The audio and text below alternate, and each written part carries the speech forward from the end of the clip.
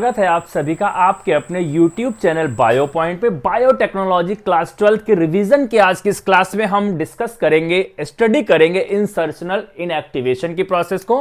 How we can identify recombinant and non recombinant, यानी हम transformant and non transformant को कैसे पहचानेंगे। चलिए वीडियो को स्टार्ट करते हैं और आज के इस वीडियो में हम समझेंगे इंसर्शनल इनएक्टिवेशन की प्रोसेस को। आप हैं अपने YouTube चैनल बायो पॉइंट पे, चैनल को सब्सक्राइब जरूर करिएगा। ऐसे ही इंपॉर्टेंट वीडियोस हम लगातार आपके लिए लेकर के आते रहते हैं।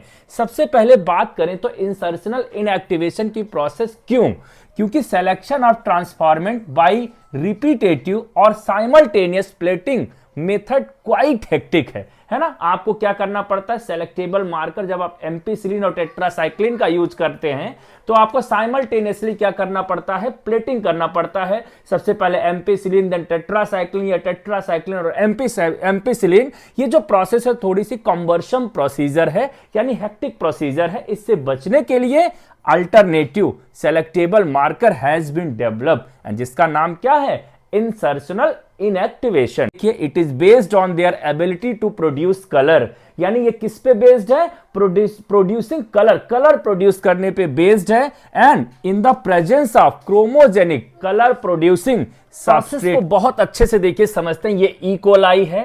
तो सबसे पहले हम आपको बता दें कि यहां पे एक जीन होता है हमारे प्लाज्मिड में जिसका नाम लैक जेड है। लैक जेड जो जीन है वो रिस्पॉन्सिबल होता है एक सबस्ट्रेट, एक एंजाइम को प्रोड्यूस करने के लिए जिसको बीटा ग्लाइकोसिडेज कहते हैं। और ये बीटा ग्लाइकोसिडेज क्या करता है, कलर प्रोड्यूस करता है।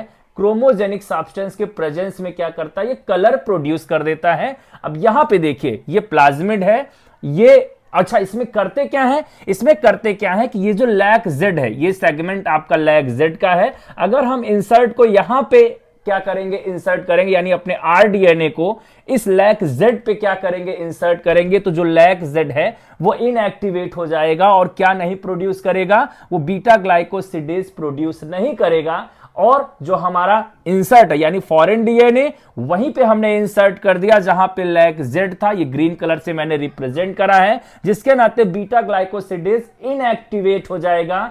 इंसर्ट कर दिया हमने फॉरेन डीएनए को और यहां पे अब ये क्या करेगा, कलर प्रोड्यूस करने की एबिलिटी को खो देगा। यानी हमको पहचानना है कि कौन सा कलर प्रोड्यूस कर रहा है, कौन सा कलर प्रोड्यूस नहीं कर रहा है। यानी जिसमें इंसर्ट होगा, जिसमें हमने फॉरेन डीएनए को लाइगेट किया होगा, यहां पे देखिए, तो वो क्या करेगा, कलर प्रोड्यूस नहीं करेगा। और जिसमें हमने नहीं किया होगा तो उसमें तो बीटा लैक जेड क्या करेगा, बीटा ग्लाइकोसिडेज बनाएगा और वो कलर प्रोड्यूस करेगा। यहां पे देखिए डायग्राम से समझाने की कोशिश करी है, आराम से देखिए। बेसिक टू एडवांस बायोलॉजी की क्लास हमारी रहती है, कोई कंफ्यूजन नहीं रहेगा। यहां पे ई कोलाई है। अब देखिए insert with in the lac Z, यानी जो जीन लैक जेड था वो बीटा ग्लाइकोसिडेज प्रोड्यूस करता था और हमने अपना फॉरेन डीएनए वहीं पे इंसर्ट कर दिया। देखिए ग्रीन कलर से ये शो हो रहा है।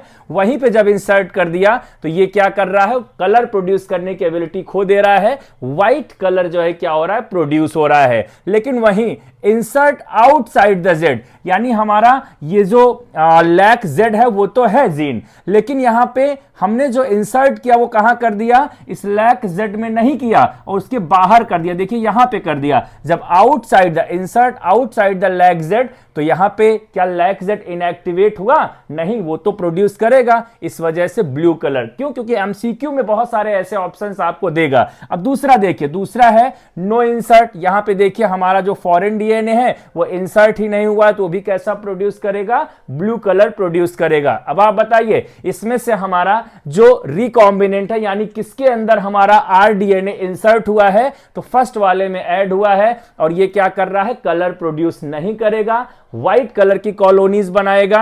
और यहां पे आउटसाइड हुआ, इस वजह से ब्लू कलर की कॉलोनी नजर आएगी। और इसमें इंसर्ट हुआ ही नहीं तो कैसा कॉलोनी नजर आएगा, ब्लू कलर की कॉलोनी नजर आएगी। यानी लैक जेड क्या हो जा रहा है, इनएक्टिव हो जा रहा है और जिसके नाते बीटा ग्लाइकोसिडेज प्रोड्यूस नहीं हो रहा है। ये इसकी यूएसपी है, ये इसका मेन थीम आपको समझ करके चलना है। तो इस डायग्राम से हमने आपको इंसर्शनल इनएक्टिवेशन को समझा दिया, जिससे आप recombinant and non recombinant transformant and non transformant को आसानी से पहचान लेंगे। और कैसे पहचानेंगे, तो देखिए यहां पे वीडियो है, transformant, non transformant, recombinant and recombinant किसको कहते हैं, जरूर देखिएगा। बायोलॉजी के इंपॉर्टेंट टॉपिक्स की प्लेलिस्ट शो हो रही है, जरूर देखिएगा। वीडियो में अंत तक बने रहने के लिए आप सभी का हमेशा की तरह सहृदय से बहुत बहुत धन्यवाद।